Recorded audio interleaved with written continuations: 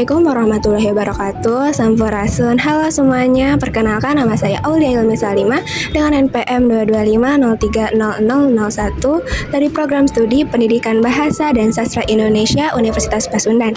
Saat ini saya berada di Museum Konferensi Asia Afrika berlokasi di Gedung Merdeka yang terletak di Jalan Asia Afrika nomor 65 Bandung.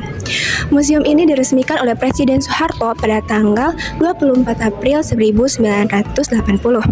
Nah, sebagai informasi, mengapa museum ini dinamakan Museum Konferensi Asia Afrika? Karena museum ini dibangun untuk mengenang peristiwa Konferensi Asia Afrika yang terjadi pada tahun 1955, yang peristiwa tersebut menjadi sumber inspirasi dan motivasi bagi bangsa-bangsa Asia Afrika.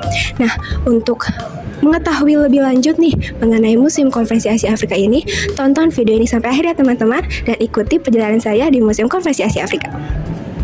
Terilhami oleh kehendak untuk mengabdikan Konferensi Asia Afrika di tahun 1955 yang merupakan tonggak terbesar keberhasilan politik luar negeri Indonesia, ketika jiwa, semangat, dan pengaruhnya menyebar ke seluruh dunia, serta mendorong keinginan sejumlah pemimpin Asia Afrika untuk mengunjungi kota Bandung. Maka lahirlah gagasan oleh Prof. Dr. Mochtar Kusumatmadja untuk mendirikan Museum Konferensi Asia Afrika di Gedung Merdeka Bandung. Nah, pada saat berlangsungnya Konferensi Asia Afrika pada tahun 1955, di Asia dan Afrika terdapat 30 negara yang merdeka. Nah, setelah 10 tahun kemudian, negara yang merdeka itu bertambah menjadi 36 dengan 34 negara dari Afrika dan 2 dari negara Asia. Berikut ini 36 negara yang merdeka setelah Konferensi Asia Afrika.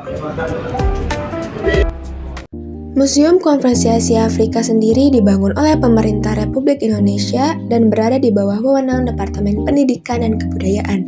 Sementara pengelolaannya di bawah koordinasi Departemen Luar Negeri dan pemerintah daerah tingkat 1 Provinsi Jawa Barat. Selain itu, di Museum Konferensi Asia Afrika memiliki ruang pameran tetap yang memamerkan sejumlah koleksi berupa benda-benda 3 dimensi dan foto-foto dokumenter peristiwa pertemuan Tugu, Konferensi Kolombo, Konferensi Bogor, Konferensi Asia Afrika di tahun 1955, bahkan memiliki foto piagam penghargaan yang didapatkan oleh Museum Konferensi Asia Afrika ini. Lalu, museum ini berfungsi untuk meningkatkan berbagai studi mengenai Asia Afrika dan masalah luar negeri lainnya, serta memfasilitasi penelitian-penelitian dalam dan luar negeri yang dilakukan oleh para peneliti dan mahasiswa.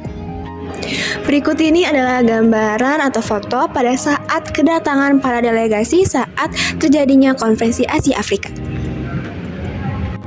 Delegasi yang berperan penting dalam Konferensi Asia Afrika yaitu Sir John Kotelawala sebagai salah satu penggagas utama yang berasal dari Sri Lanka dan Ali Sastroamidjojo selaku ketua panitia dari Indonesia.